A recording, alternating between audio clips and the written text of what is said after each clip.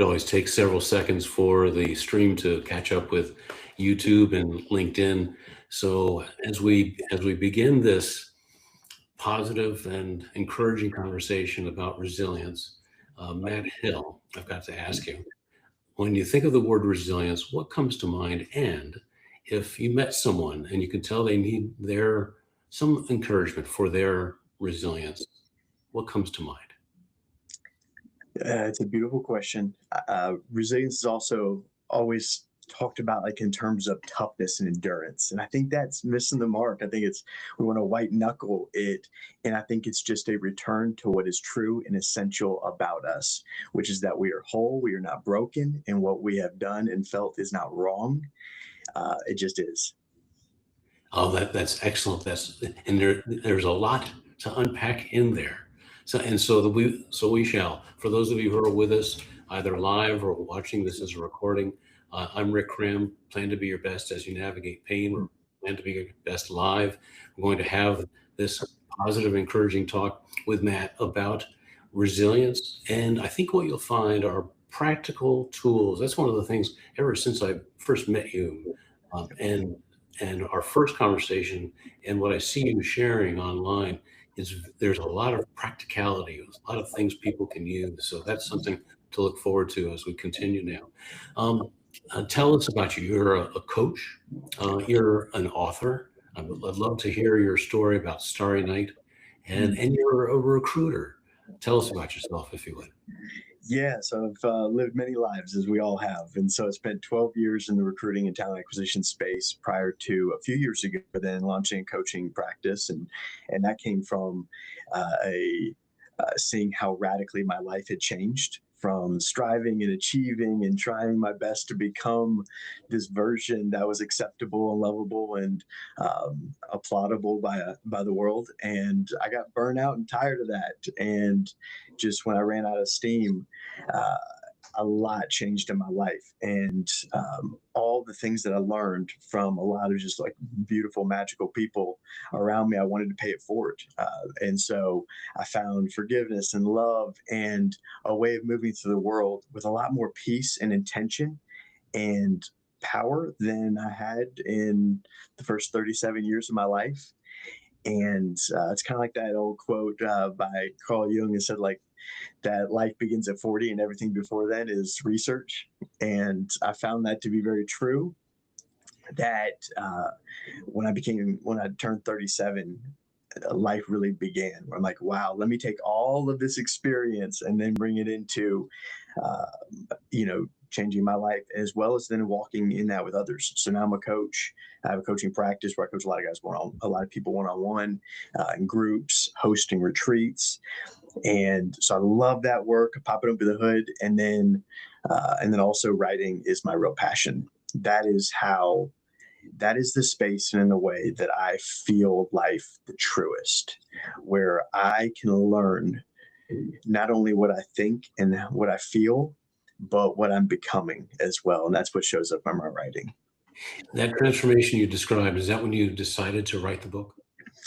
Yeah. So 37 is really when things shifted a lot. I was mired in a lot of addiction still and just stuck in life. And life, the volume was really high and I was trying to turn it down with different things. And that's when things started shifting. I started writing, the story of my life then.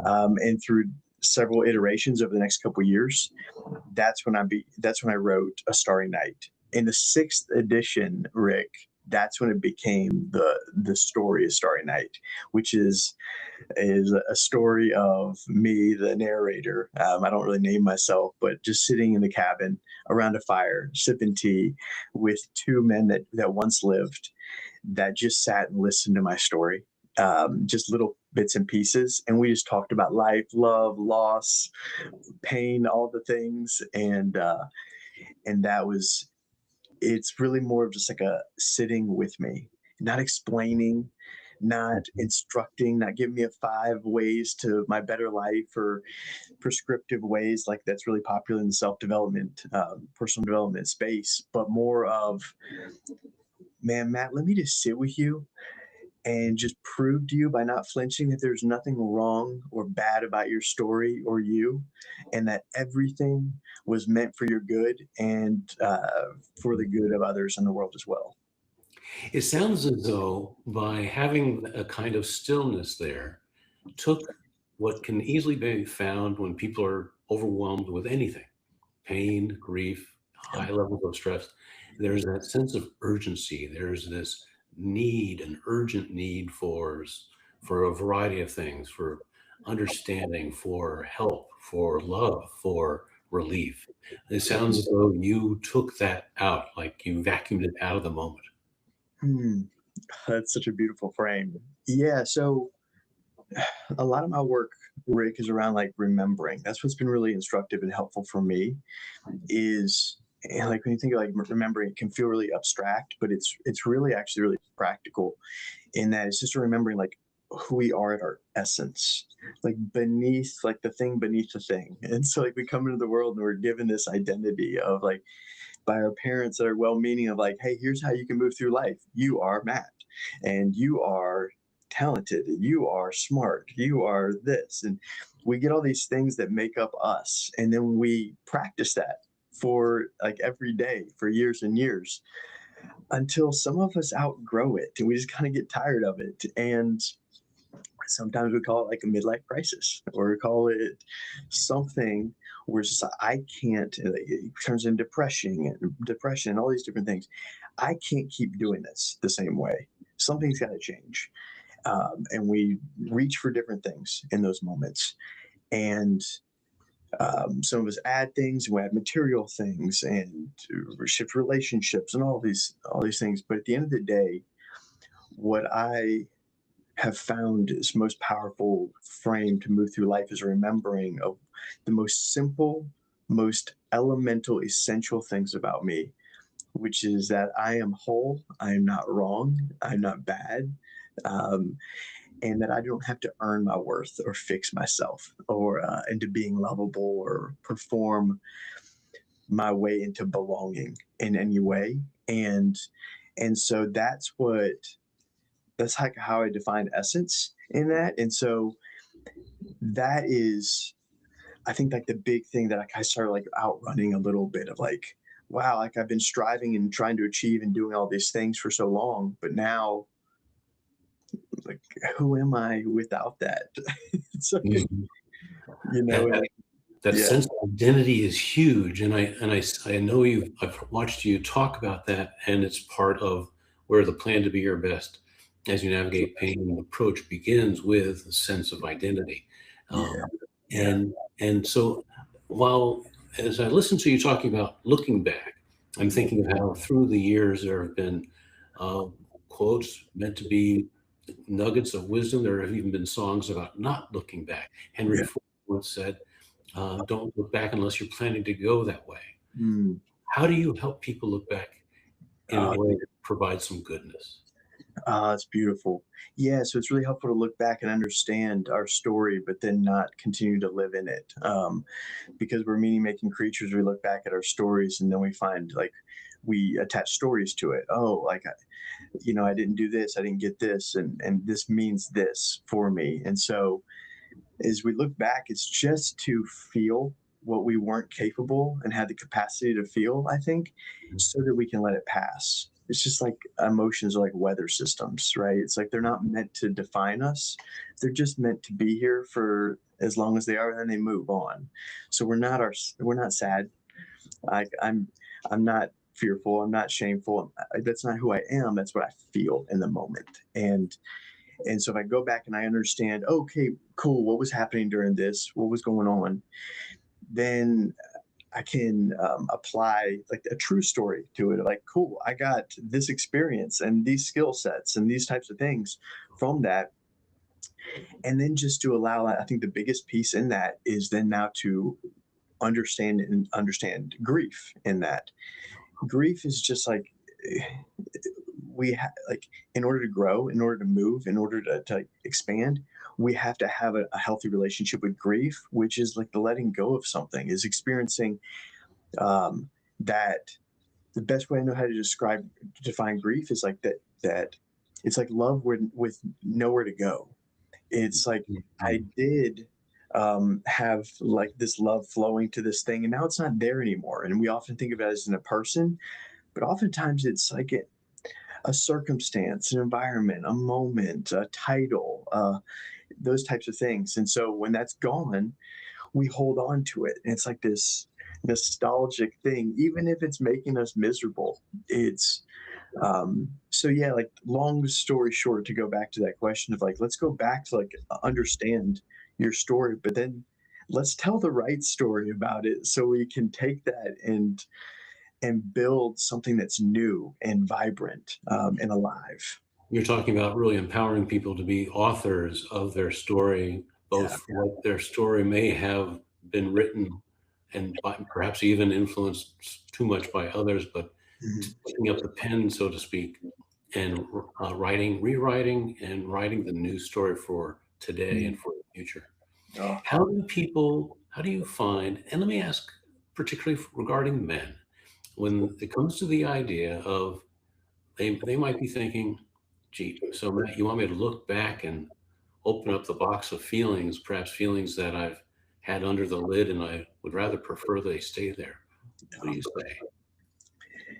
Yeah, I mean, I think that's where like stoicism is misused, and today, like we think of stoicism and strength is the absence of emotions, and I think it's the exact opposite. Actually, I think it's a deep understanding and relationship with our emotions, so that we're able to respond and not react to them. We're not controlled by them, and we're not mastered by those things. It's just like a wild animal.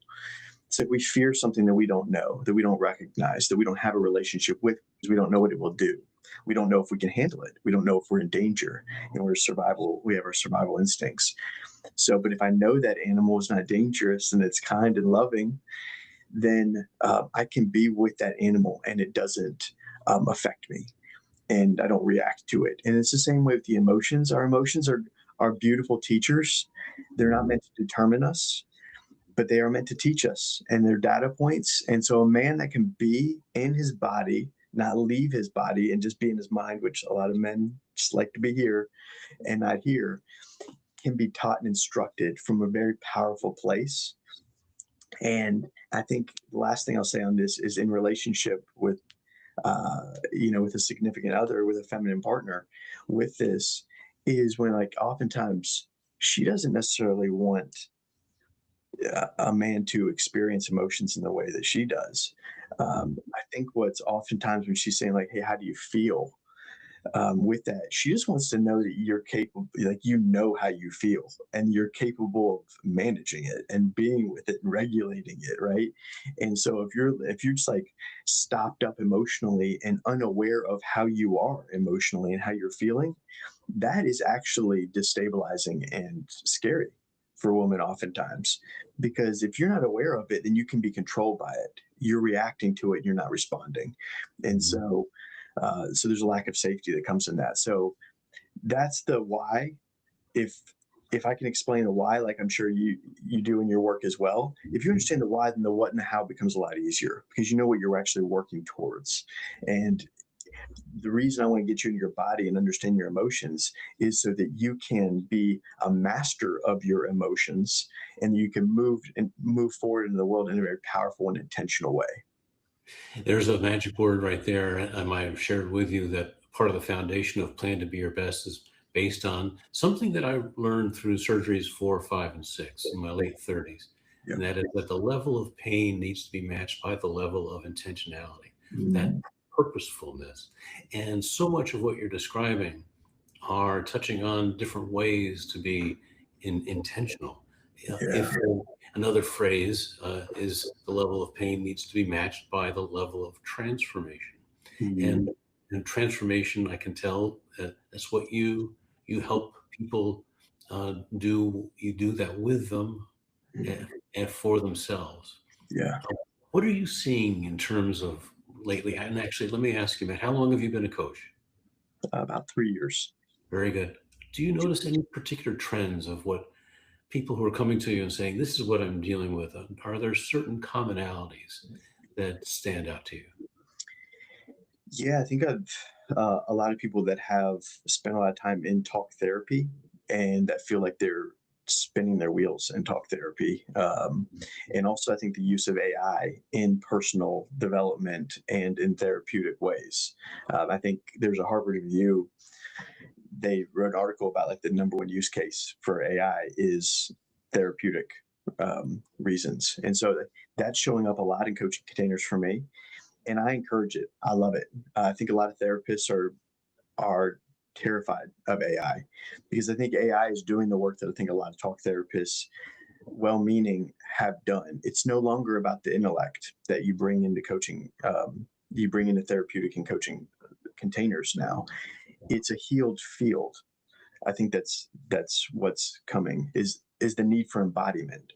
And so I think that if I could sum it up in this is that AI, I think, is speeding people's growth up right now in it because it's giving you language. If I go to AI and say, "Hey, I'm feeling sad," AI will give you language for your experience of being sad, but it can't get you into your body and allow you to actually work with it and move sadness. And so what I think coaches and therapists do that have actually done the embodiment work and are living in that, have been through those thresholds and portals themselves, is they can say, beautiful, let me help take this language now and let's get that into your body, into your lived experience. So now you're feeling peace and power and intentionality and not just able to explain it. Because last thing I'll say on it is I think well-meaning talk therapy is not to talk about down. There's beautiful pieces to talk therapy, but one thing that does happen from a lack of embodiment in talk therapy is you have a lot of people that are really good at articulating why they're miserable, but they don't go beyond that misery, that emotional state, and so they fall in love with the emotional state of I am in like feeling shame and fear and guilt and all these different things, and then they just like sit in it. And so I think it's meant to be integrated and moved. So Excellent. You use the word, or you make the point about the language, and I'm always keeping my ear open for someone's resilience language or their pain language. yes, And through the course of our conversation so far, I've heard a number of things, including the word love. And there's a kind of whole kindness to the way you articulate your thoughts and how you're coming across.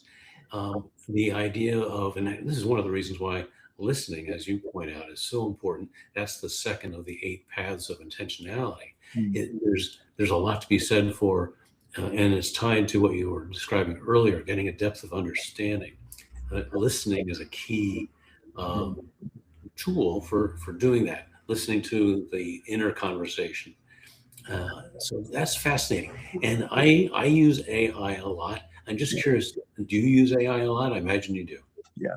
Oh, all the time. Absolutely. AI sped up my learning curve on language and frameworks and my understanding of things. So AI is not conscious and it does not have a point of view, and it never will. And so I think there's a unique, needed element that humans bring to AI. But I think AI in hands that are grounded and using it in certain ways, I think it's wildly helpful.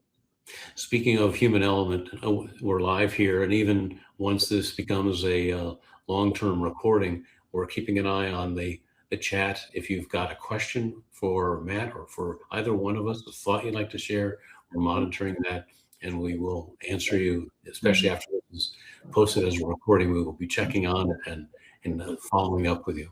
Your comments and questions are welcome. What are you looking for in the new year, moving ahead? What is sparking energy for you, Matt? Hmm.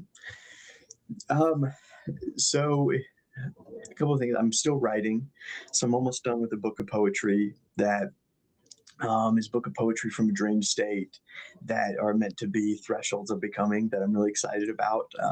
I'm really passionate about my writing, kind of now, like circumventing the intellect and the analytical part of the brain and get into the body and the felt sense of like, that felt true, that feels true. Like Mhm. I feel recognized in a sense. So that's almost done. So I'm really passionate about that and excited how my writing is maturing. Even like the last thing I'll say on the book writing piece is I even cringe. I love Starry Night, but that was the first. That was we create from where we are currently, right? And so that's where I was at 12 months ago. And that's the thing that a lot of people don't tell people about when you create is that's like a that's like a stamp in time, and then you keep growing. You keep becoming a different person. And so now I look back, I'm like, I'm not that person anymore. And now somebody's reading it for the first time, they're like, oh yeah, I resonate with this or that, and I'm like, I don't even recognize that person anymore. And so I think just the courage to create is a real theme in 2026 still for me, and doing life with people that really excite me, that are exploring and discovering and aren't as too addicted to certainty. Yes. Yeah. Oh, that's a powerful way to put it. This is so intriguing. If I may, I've got a question for you about writing and what you might suggest for other people to do. Yes. The journey of writing Plan to Be Your Best as you navigate pain and as I try to push the manuscript across the finish line, Mm, I realized it's been a journey with twists and turns. Some of it's been challenging because of the trauma experiences, but in a way, oh, in a very real way, I'm never going to stop writing. yeah. Writing has been, and doing it almost daily, even if Mm, it's journaling, is an essential facet to and something in my resilience toolkit to navigate the daily pain. yeah. Uh, what do you encourage people to do when it comes to writing and journaling or writing a story, even if it's never really going to become a book? What thoughts do you have on that? I love what you just said. I'm never going to stop writing because I'm never going to stop evolving and growing. And writing to me is central to that. What I am writing today is who I am becoming, point blank. Yeah. And so I'm like I just told you, I just wrote that book on poetry. I'm writing another book, and I can't finish it yet because the book on poetry is more of an observation of the field and what's in that kind of the observation of the frequency that I'm writing from. um, the book that I'm writing that can't be finished yet needs to be lived more. And so it's like I can't finish it yet because there's still thresholds that I'm walking through, like I'm actually living right now. And so look a lot around shame. And so it's like I am having to do that for real time. So what we write, man, like Rick, when you read something and it just like shifts something in you, I think that came from something true in the writer's experience that cannot be replicated by anyone else. That is so true for that writer. And that writer's words were meant to be received by somebody, even maybe just one person. And the beauty of the writing is the book and what's written will always find its readers. And I truly believe that. And while I will never overmarket my books, and they may spread slowly or they may be read by one person, but one thing I do know is each thing that I am writing is actively changing me in the moment. And I cannot wait to read yours, just because our interactions are so honest and genuine and real that I know something will shift in me when I'm reading your words. And so I'm very thankful for that. Thank you so much, my friend. An aha moment is what comes to mind to describe that reaction when Mm, sometimes, even if I'm writing in a new way, and a thought, something that I've already got in my resilience toolkit, something I've already lived, but I'm expressing it again, and I found part of that, the energy that comes from like an aha moment yeah. is that I'm simply finding new words to describe it. And in that way, I'm experiencing it again. Yes. Very much. I like, that's so it's funny too. Like I'm starting in the new year a writing container, and we're calling it "Write Yourself Alive." And I think that's what happens when we write is that we literally write ourselves alive. And I think we do it with song and painting and all the different things as well. But it's like pure discovery from expression. And the big thing that we're right in that writing container, it's not here's how you write better and finish this book and everything. That's a byproduct. It just happens. But what we're doing is we are going to sensation, to contact. You're touching something that's real in you, that's moving. Most of the times when I sit down to write, there's tears every time, because it's like there's something that's very, very sensitive and something very fragile and something very true about me that I am going to, and is going to be on that page. And it's going to wreck me. It's going to change me. I'm not going to write something impressive. And if I do, it feels flat when I read it, and I have to delete it. Like it's so clear. And so that's where it's like, if I could say anything to anybody, it's like, write not to write a book. It's like, write to touch something real that nobody else can touch, because you have a unique story and experiences and pain and fire and all of these things that only you have access to, that we need access to, and that your courage and commitment and commitment to the process and discipline gives us access to that experience of the human story. And I love the way that you put that. Writing to live, was it? What was that write phrase? yourself alive. Write yourself alive. I'd say this fall, maybe this past summer, I started looking at writing as one way of basically creating. And by creating, I mean being part of creation. If we're moving forward in time through creation, we're part of it. We're created beings, and we're alive to create. That's part of the process. This is just one way that in my own private world, I've been thinking about it and how meaningful it is to me. And so I just want to pause in a way for a moment to encourage those of you who are watching and listening to think about what Matt's saying. Be creative in a way, not for creativity's sense, but to be alive and part of creation. That's really wonderful, Matt. That's wonderful. I love it. Yeah, I do too. You use the word shame.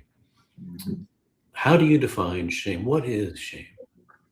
Yeah, I think shame is something that tells you you're wrong, that makes you feel wrong, and that makes you want to hide. It makes you not want to be seen. And I play with shame stories a lot, because I think we all inherit shame stories in different ways. And we either know we're living in that story or we're unaware. But I think we are all controlled by shame stories until we become aware of them. The idea and the way you first described it is you want to hide. It's like it's sort of a fight or flight. I want to recoil. I want to not be seen. I don't want this to be seen. I don't want to even see it myself. Yes. Yeah. It says, and we can justify it in a lot of different ways, but this will make me unlovable. This is unsafe because it's going to make me othered.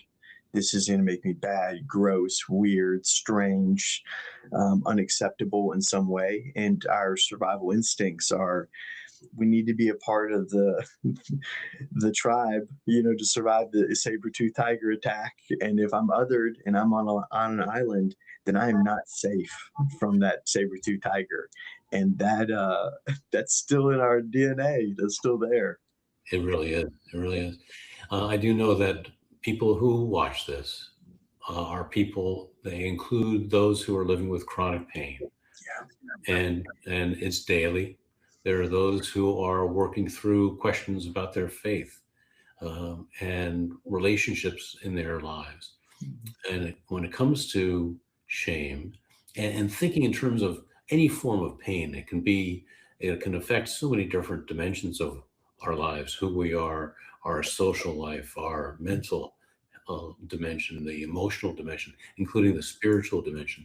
How often does that come up both for you and for the people that you coach? Almost every person.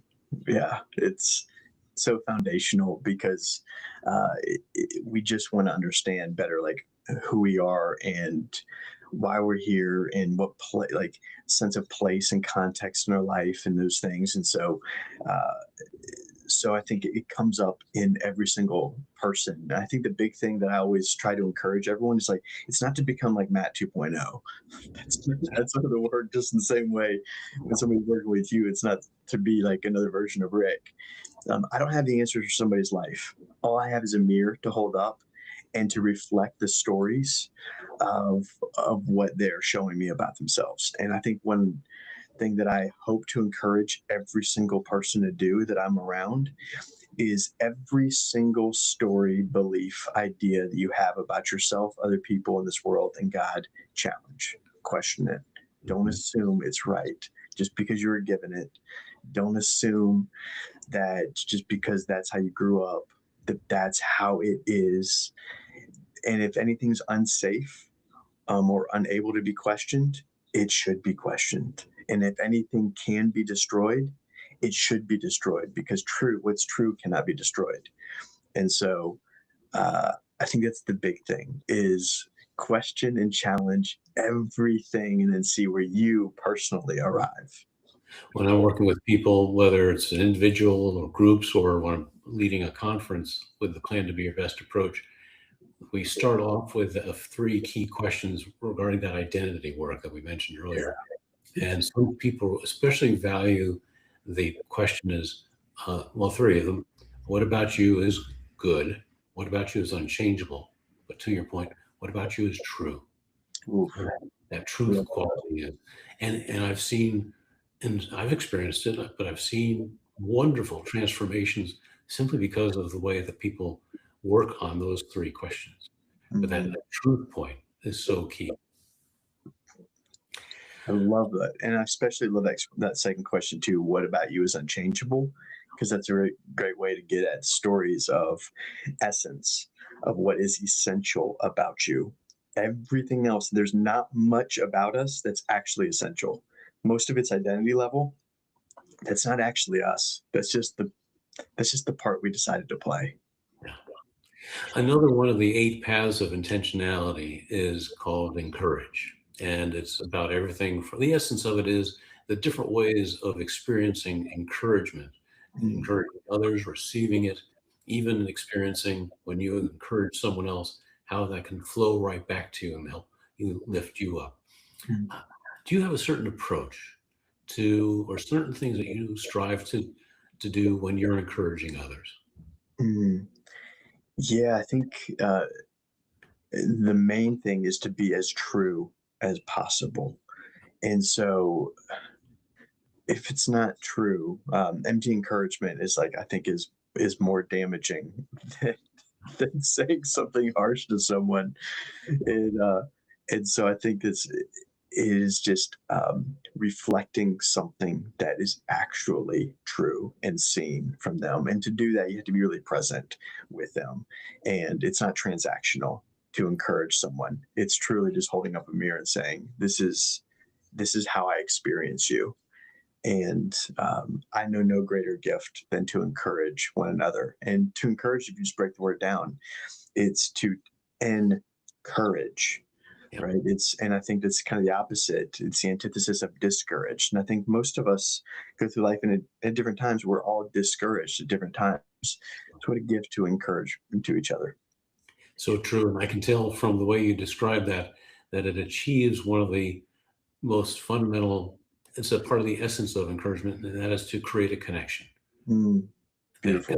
people need connection, that people Yeah. need understanding. And it's so true. A lot of people will say something that doesn't land as intended. It might be coming from a fully caring and compassionate place, but it doesn't land right. Especially those comments that don't create that don't create encouragement and Yeah. instill courage, that don't create that sense of connection and understanding.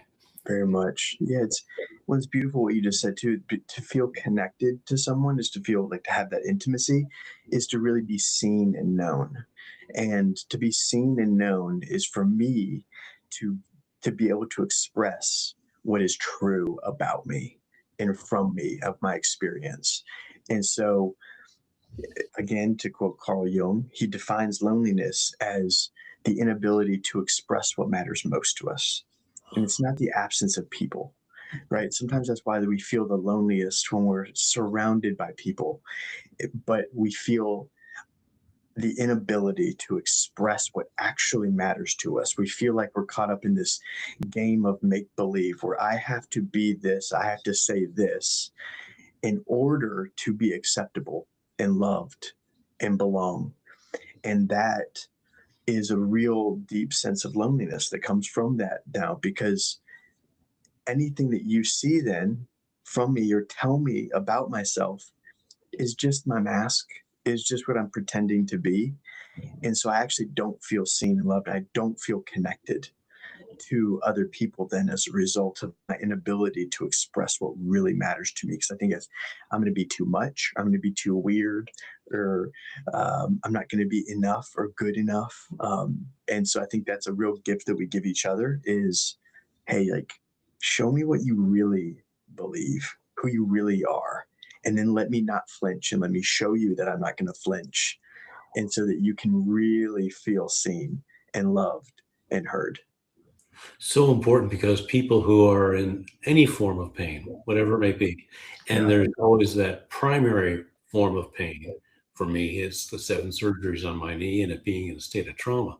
But Mm. then there's the other array of secondary sources of pain, mentally, emotionally, and affecting other parts of my life. And part of that, what you're just describing, is falls into that secondary array of more pain. Yes.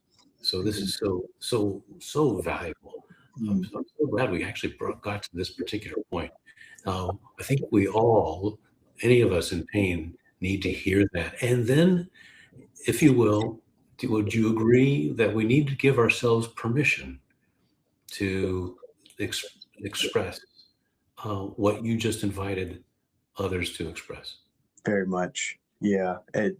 And that really does just come from, I think, practicing expression in Yeah. that. I think every time we practice something, we get good at it. So whatever we practice, we get good at. If we practice talking bad about ourselves or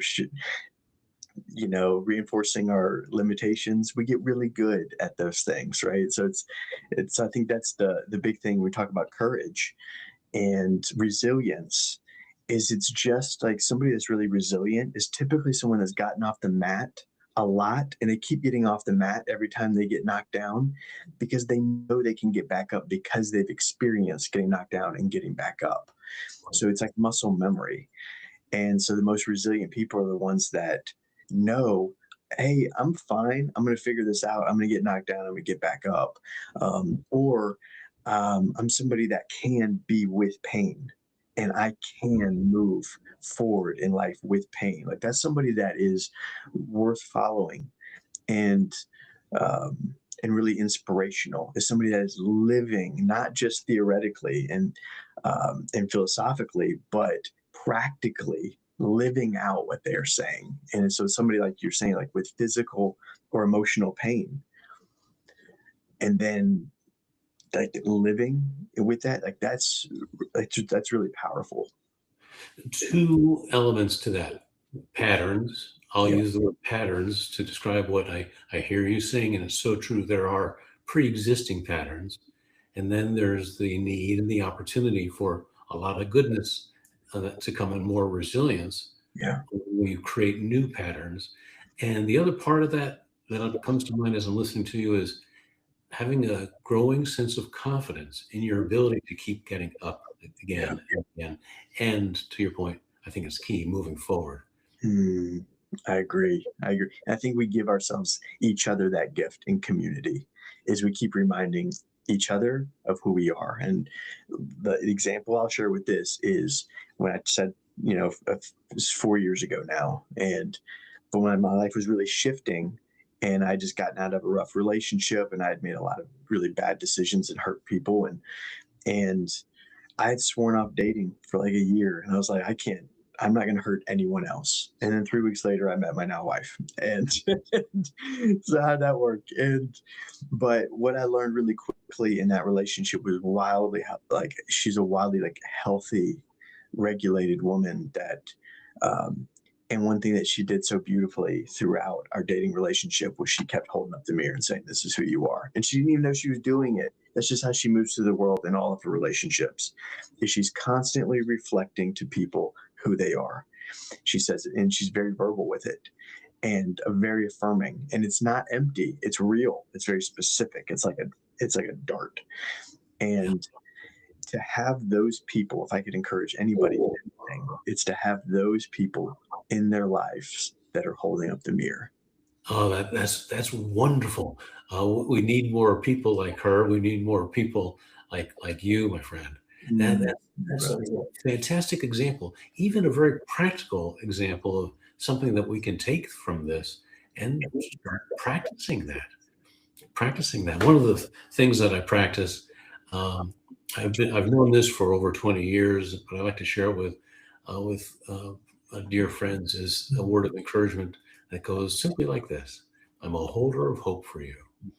And anyone listening who's in pain, I can tell you on behalf of Matt and myself, we are holders of hope for you. Mm, Um, yeah, but you're inspiring me to think of drafting and writing, even just for myself, different ways that I can do that, encourage someone else, encourage the others in my life by reminding them of who they are, and in very loving, positive ways. I love that. And I love that, just being in your presence, because that's what we really do. Like, we always think about it like affirming with our words, which we do, we can, but really it's our presence more than anything. It's like when you're around somebody, it's like, I just feel good being around you. Like, you've got great energy in that. Like, that's what we're talking about in your field of safety. You've earned that. Like, we earn safety in our field and belonging in our field, or whatever you want to say. It's not overly spiritual for someone, but um, but with that, like with you, I love being in your presence. Like, it's so good to be with you, because there's just a felt sense of like of just like enjoyment of me from you. Like, I feel that, and like excitement. Like when we popped on the video, it's like, what's going on? It's like I felt like a leap. And I think that what a gift that we give each other in that of, the whole walk into the room. It's like, there you are. It's like to be, I think it's like the most human thing ever. And like this side of whatever comes next is like walking into a room and seeing someone that's like, there you are. Like, it Yes. doesn't get any more human than that. That was so what was so wonderful about Cheers. Norm, you Yeah. know, I mean, I'm dating myself, and I don't know if you've ever seen Cheers or Oh not, but yeah. Everybody knows your name. Yeah. exactly, exactly. So you used the word enjoyment. At the core of that word is joy. You're talking about joy, a sense of real joy. Very much. Yes. You also mentioned the word energy, and as I've been looking forward to talking to you, I was wondering when the word energy would come up, because for me, and I know for people who are navigating pain, especially physical pain, everything everything is a question of energy. How do you spend your energy? How do you create energy? How do you preserve it? And what you're talking about is a way of being that creates positive energy Mm. for resilience, whether it's bouncing back from the blasts of pain that I'm getting, um, and to dealing with constant pain and energy. What are your thoughts when it comes to the way you care for and coach your clients? Yeah. How do you focus on energy? Yeah. So it's it's like a valuable resource, that's for sure. And then one, just kind of pointing to like where the energy is going and flowing and those types of things. So where the energy blocks are, what's getting stuck, typically in stories, things that we're just so sure of that are not true. They're true because we make them true, but it's that's how I kind of playfully respond to people I work with when they say something, they share like a belief. I'm like, oh, that's an interesting story, because it's a story. So neither it's right or wrong. It just that's a story that you're believing. But I think a big thing is just like being aware. Going back to the emotions piece is, and a lot of guys don't have access necessarily to their emotions, but emotions, that's just energy in emotion.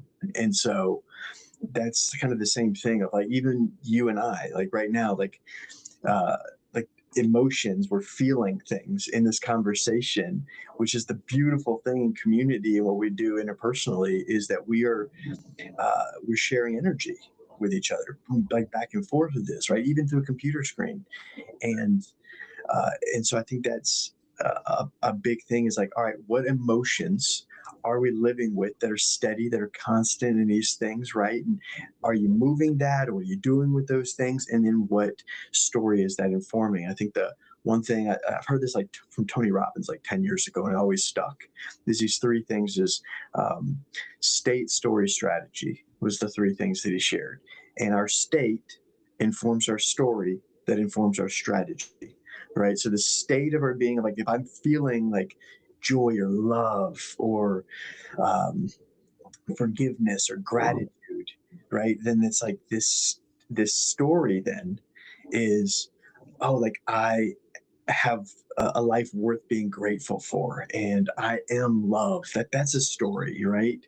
Or I am here on a mission or purpose. That's a story.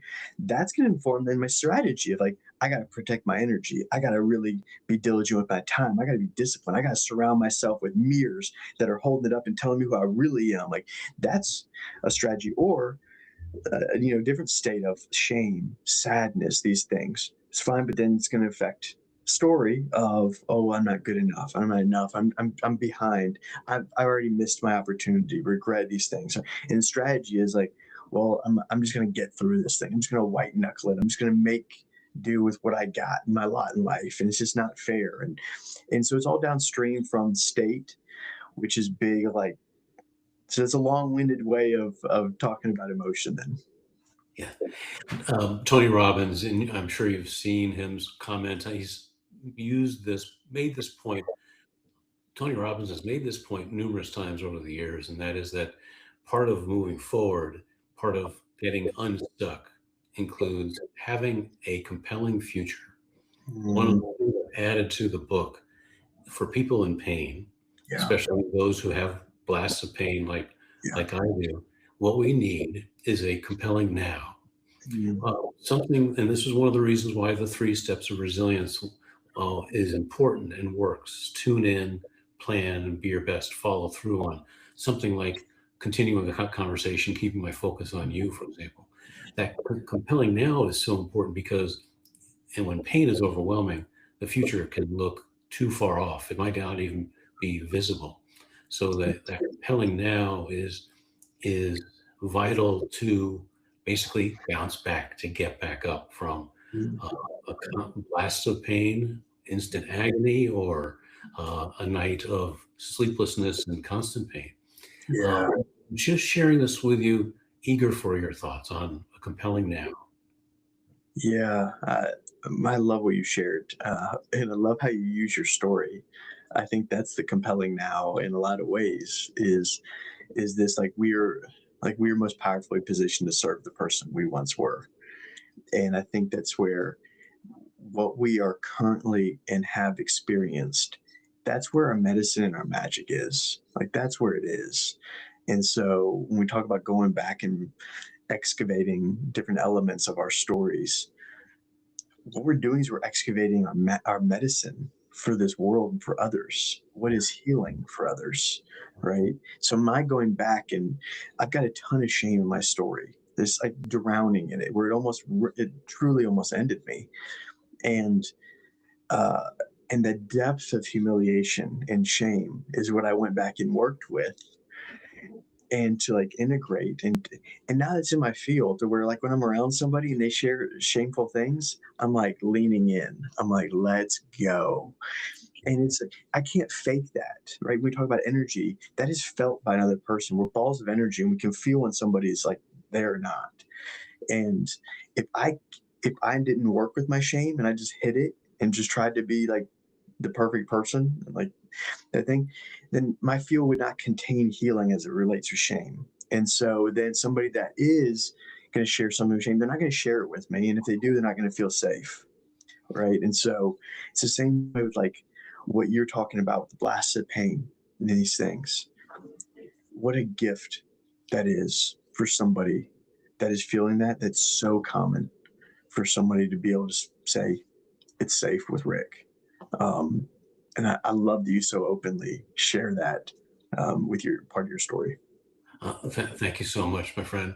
The very first time I saw you on video on Cadre, I saw that about you, that Mm, authenticity, that this is someone who is uniquely qualified because mm, not just because of what you've lived through, but the way you've processed it, what you've turned it into.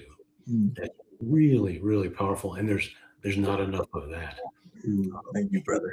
It's also the kind of the skill, that unique quality of being able, being uniquely qualified, that makes the work real with your clients, and it's just so powerful. So Mm, Diana Fritz, my friend who was one of my first guests on the podcast, her book is Uniquely Imperfect, Uniquely Qualified.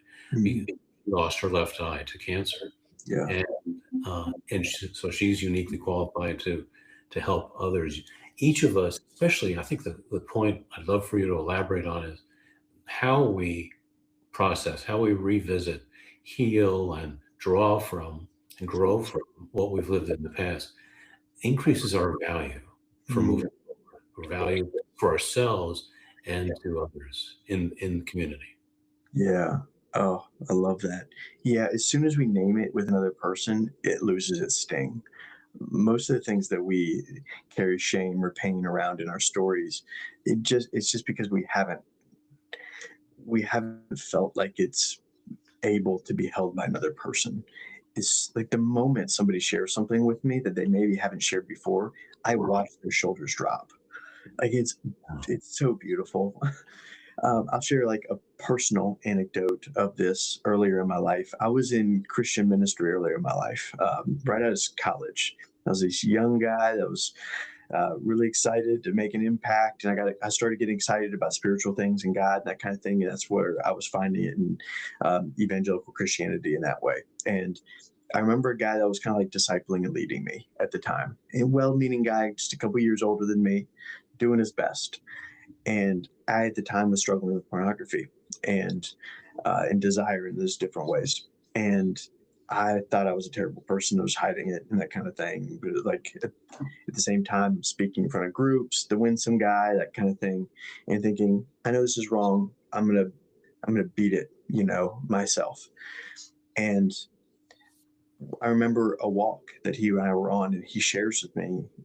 We were talking about like what he like talking about like sexual sin and pornography and everything. He's like that. He said that is the one thing that will disqualify you from ministry and impact. And I remember that was one of the most impactful things I'd ever been told, because in that moment I made a pact with myself unknowingly that I would never share my struggles in that, because I wanted to make a difference and an impact in the world in a beautiful way. And I thought that would disqualify me. And I thought I had to beat it myself and in private. And then over the next 10 years, it destroyed me because I kept hiding it. And I thought it meant I was bad and wrong and broken and gross and unlovable and wrong. And so until it destroyed me. And then I realized, oh, that was beautiful, because now every single man that I work with has that in his story in some way, either presently or past. Mhm. And I love that I have that ability to be like, dude, tell me everything. Whatever you want to share, I'm here for it. And there's nothing you've done that I can't be with. And so that's just an example of like, we have to earn the medicine and the gifts that we have for this world. They are not given to us, they are earned. That is the dragon in the tower that we must slay. that we must go and be with and wrap our arms around. And we do that in community with other people. We do not do that in isolation. And the trick is what shame does. It says you can beat this alone. And it is a lie. And it will keep you on the hook, and it will waste decades of your life until you decide to bring that into community, into the presence and the power of other people. That talk about power. That's powerful. That's really powerful. There's so much you just shared there. There's so much to unpack there. Yeah. I think I'll just echo the significance of how you are wholly, as a whole person, uniquely qualified to coach others, to walk with them. One thing that stood out was that you made a couple of references to going for walks, being in nature. Yeah. And you even mentioned, you made a point that stood out regarding movement, physical movement, which is, I think, essential as part of navigating pain. Movement is a way of spending energy in a way that creates positive energy. Talk about your approach. Do you take your coaching clients, and perhaps at your retreats, do you go for walks and move? Oh, walks are the best. One is just like, it's just brain science that our brains work really well with walks. It's really nice on a daily basis to get walks and outside, and then just to see new things. To be in nature is wildly healing. I think regeneration, and I think we're coming into where we understand the importance of nature, and we're leaving our concrete jungles to be around trees and grass and rivers. And I think that's happening in real time. That we see that, and I also think all the emphasis towards like what we're eating and how we're taking care of our bodies and everything this is not just a physical thing. This is a spiritual thing, and that, like, what we're putting in our bodies and how we're treating our bodies with movement and weight training and nutrition and that kind of thing, that is either clearing us or blocking us. Like what I eat, I can immediately, I'm becoming more and more sensitive to where I put some like really processed foods in me. It might taste good. I'm not saying there's not time and place for that. When I'm watching a football game, I want to eat some wings and some nachos or something, like have some fun. I'm not talking about overly legalistic, but in that sense, I can immediately feel a fuzziness come over me. There's a dulling that happens now with the sensitivity of my system. And more and more. And so I think there's literally like a spiritual aspect to like how we're taking care of our bodies in this, that is either more clearing or that we're suppressing things we just don't have access to. So absolutely. There's some criteria for us right there. Is it clearing or blocking? Yeah. That is so. That's very cool. I'm tempted to ask you, what do you eat for the best of yourself, for you to be your best? What do you eat? Yeah, well, I'm very blessed to have a wife that loves cooking. She's very good at it. And mother-in-law that also lives nearby that loves cooking as well. So I eat well. I'm spoiled in that way. But a lot of whole foods. I don't really eat breakfast. I drink coffee and then have a banana and do kind of like an intermittent fasting thing. And then for lunch, I'll eat like a later lunch, and I'll usually like eggs and some vegetables and that kind of thing. And then for dinner, it's usually some sort of protein, whole foods with vegetables. And Kelly loves making like vegetable meals and those types of things. So that's where we lean in. And then every once in a while, I'll eat some bit of honey and eat some butter pecan ice cream. So it's not all just whole foods. So, Very good, very good. I'm actually pretty similar. I do have breakfast. yeah. Breakfast can be a salad. It might just be peas and carrots. I'm trying to have more fruit. And then almost every night it's a different form of enchilada, fish, pork, you There name you it. go. I get into grooves. Speaking of leaning in, how about if we lean into thinking about knowing that people are listening who are navigating some form of pain? Yeah. That might be something that they're experiencing in life, mentally, emotionally, or it's physical pain. They might be grieving. What might your final thoughts be that offer some wisdom and encouragement. Mm. And Pardon the Clock, that's a 1955 Seth Thomas that I used Beautiful. with my grandparents. Oh, So I, let me rephrase that. Let's lean into the people who are watching, yeah, um, likely to be dealing with, or might be grieving, excessive stress, or yeah. chronic pain. And if it's chronic pain, that means all of the above. What might you provide in terms of some encouragement and wisdom? Mm. Even as you share that, like I feel like really sensitive to like imagining people that are feeling that overwhelmed, feel like they're drowning in life in some way, feeling like great physical pain, and they wake up and every day they feel the same pain. And to know that, um, just to remind um, everyone that we have a choice in all of this, that we choose, like every day we're choosing life in that. And like, what does that look like? What is that experience like for you? And then how can you express that to others in that way, right? So if you are feeling like physical pain in that, like what is your experience in that? And every hero's journey, nobody cares about the person's journey that's easy and that is without hardship and those things. But what draws the reader, the watcher into the stories are the person that is in it, that has the challenge, the obstacle. And then there are moments in that person's story, in the main character's story, where we're not sure if they're going to get the thing, if they're going to make it. Um, and that's what hooks us. And that's what makes us care. And then when they do get the thing and they do arrive, um, like we celebrate with them. And it's like there's countless stories that we see, the bright spots on social media and the news stories of people that have overcome certain obstacles. And we celebrate it because it took courage and it took like daily action that often is not seen or recognized. We just see the thing at the end. We don't see the daily choices of I choose life today. And that I think is the most courageous act.